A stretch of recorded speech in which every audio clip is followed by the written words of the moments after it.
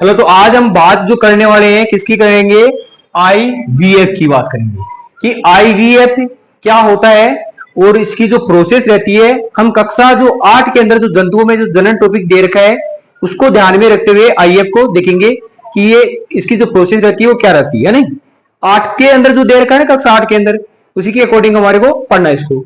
तो आईवीएफ की हमारे को पहले तो फुल फॉर्म पता होना चाहिए कि आईवीएफ की फुल फॉर्म क्या होती है। तो इसे हम कहते हैं इन विट्रो फर्टिलाइजेशन। क्या कहते हैं? In vitro fertilisation. यानी इसमें फर्टिलाइजेशन का मतलब होता है निषेचन। क्या होता है? निषेचन। तो जो भ्रूण का जो निर्माण होता है, भ्रूण जो बनता है वो कैसे बनता है पहले हम उसको देख लेते हैं थोड़ा सा। जब शुक्राणु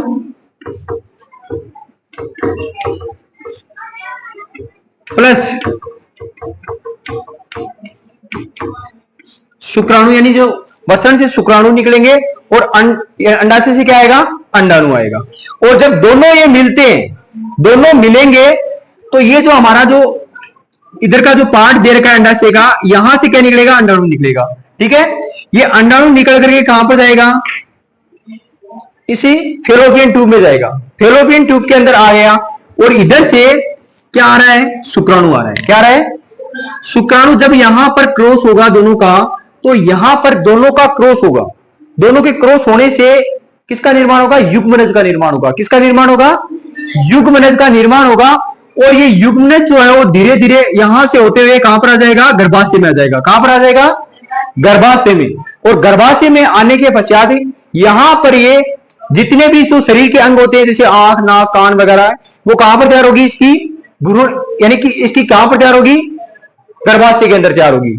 यानी यहां पर आकर के ये किसका रूप ले लेगा? भ्रूण का रूप ले लेगा। अरे पहले अंडाणु और शुक्राणु दोनों मिले, मिलने पर एक युग्मनज बना।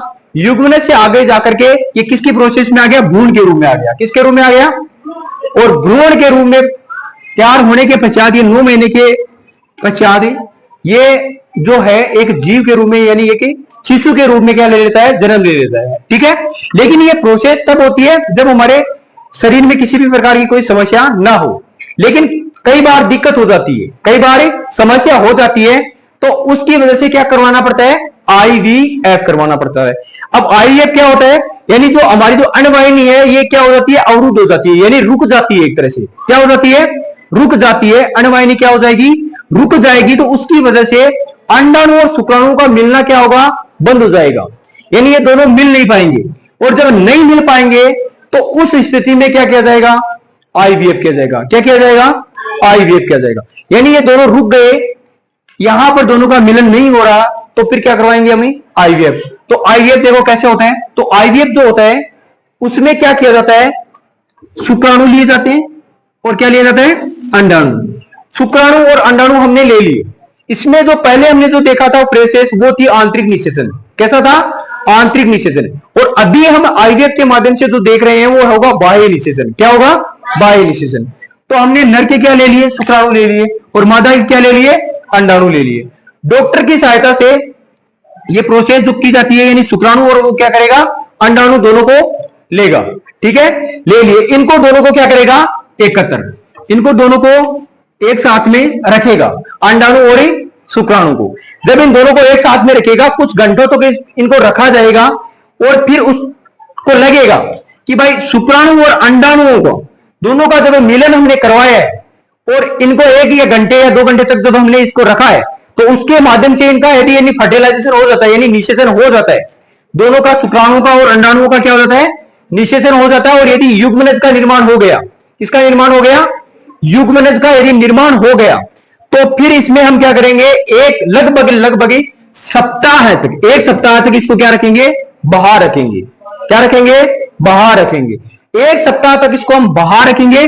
और उसके पश्चात जब इसका सही तरीके से युग्मनज जब बन गया है, तो फिर हम इसको क्या करेंगे?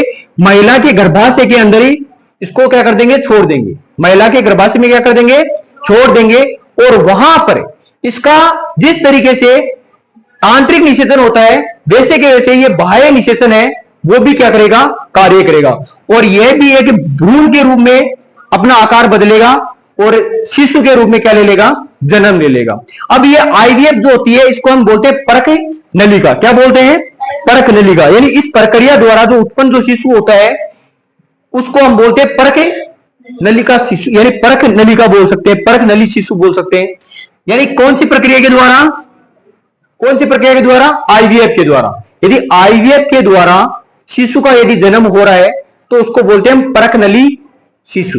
लेकिन वास्तविकता में परख नली शिशु नहीं है, ये वैसी ही प्रोसेस होती है जो आंतरिक निषेचन होता है, वैसे के वैसे ही ये बाह्य निषेचन में क्या किया जाता है, शुक्राणुओं को और अंडाणुओं को बाहर मिलाया जाता है।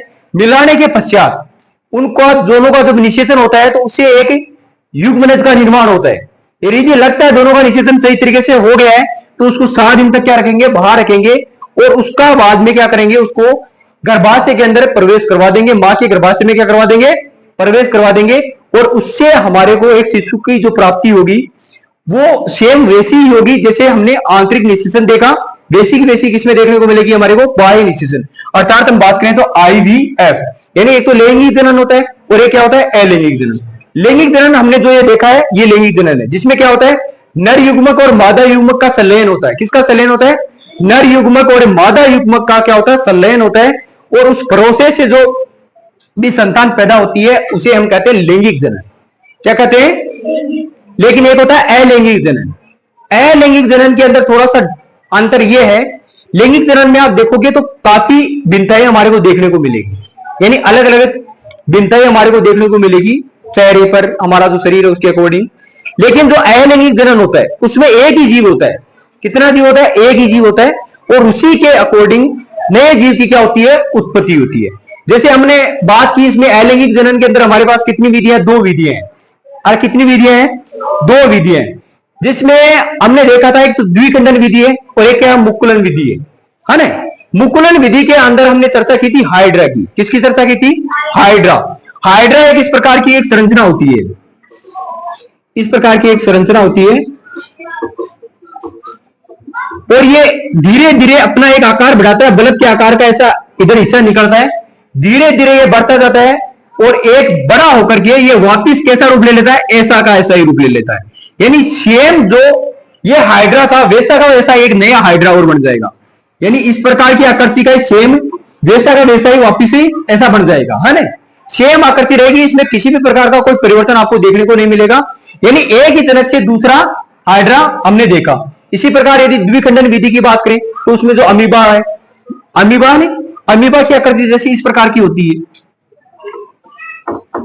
इस ऐसा अमीबा होता है। धीरे धीरे ये क्या करता है, 2 भागों में टूटता है, ठीक है, और इसके भी क्या बन जाते हैं, 2 जीव बन जाते हैं। ये जो प्रोसेस होती है एक जीव के माध्यम से होती है। ये प्रोसेस जो होती है किसके माध्यम से होती है, एक जीव के माध्यम से होती है। तो ये लैंगिक और अलैंगिक समझ में आया ना?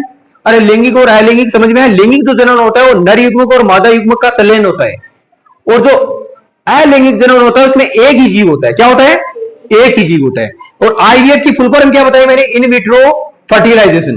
फर्टिलाइजेशन यानी इनका क्या होता है, निषेचन होता है। यार आईवीएफ में जो निषेचन होता है वो बाह्य निषेचन होता है। कैसा निषेचन होता है? बाह्य निषेचन होता है।